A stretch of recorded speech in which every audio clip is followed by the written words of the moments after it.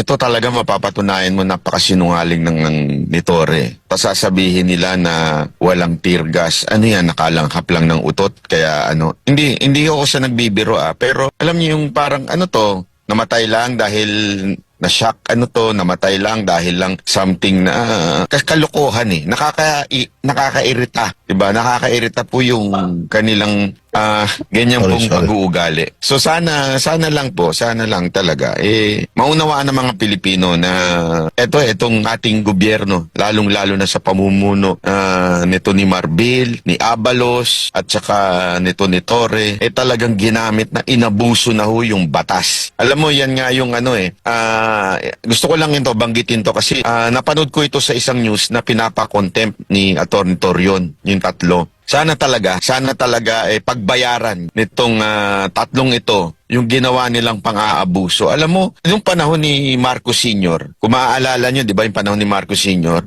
yun, madali pang itago. Bakit? Kasi may bayaran mo lang yung media, tago mo na Tama, mali, di ba? Ganun lang walang social media. Ngayon, lantaran yung kasinungalingan, yet ang kapal na mga mukha nito mga hayop na to. Ang kapal talaga, may kademonyuhan talaga Hindi ko alam kung saan nila nakuha yan, napusis na ba sila? Kaya feeling ko si Torre napusis na Kasi nakakarinig na siya ng hindi naririnig ng ibang tao Ewan ko bakit ganun Nakakakita na siya nakikita niya banat ba si pastor na tumatagos sa dingding. Oo nga Hindi ko alam kung kasi yung mga ganyan, yung dalawa lang yan. Ay tatlo lang pala. Napoposes ka, bangag ka, umisira ulo mo. Di ba? Pagka nakakadinig ka na, nakakakita ka na ng kung ano-ano, abay, pambira.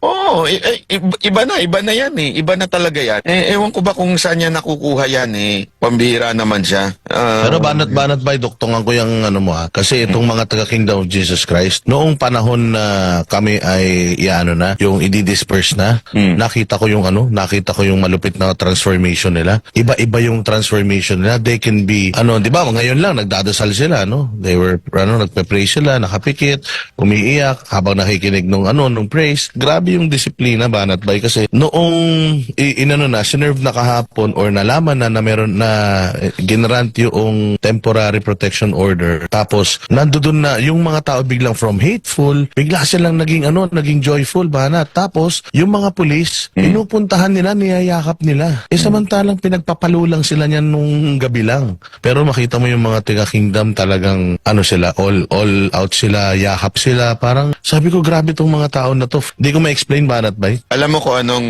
mahihalin tulad ko dyan. Yung kabataan natin, di ba, tuwing tayo ay nanonood, tuwing Holy Week, nanonood tayo ng yung nangyari kay Kristo, di ba? Alam mo yung time na yon, hindi ko maisip kung papaano tiniis ng Panginoong Yesus yung lahat ng sipa, suntok, at bakit hindi siya pumalag at sinabi niyang, sandali, Diyos ako dapat ganun, di ba? Pero it's because meron siyang mission to pay for our sins. Kaya dumalo yung importance ng mission at saka yung love instead of yung hate and anger against the enemy. Alam mo, yung nangyari diyan, yung sinasabi mong yumakap sila sa mga pulis, ang tinatawag na hindi mo ma-explain yan in a very physical way o panglabas kasi that's what you call the love of Christ. Yung love ni Christ na nag-uumapaw, pag meron kanyan, at pag ikaw ay talagang merong relationship kay Lord, hindi mo maano yan Hindi mo maaalis yan. Dadaloy at dadaloy sa yan. Kaya nga, that's the difference between religion and a relationship.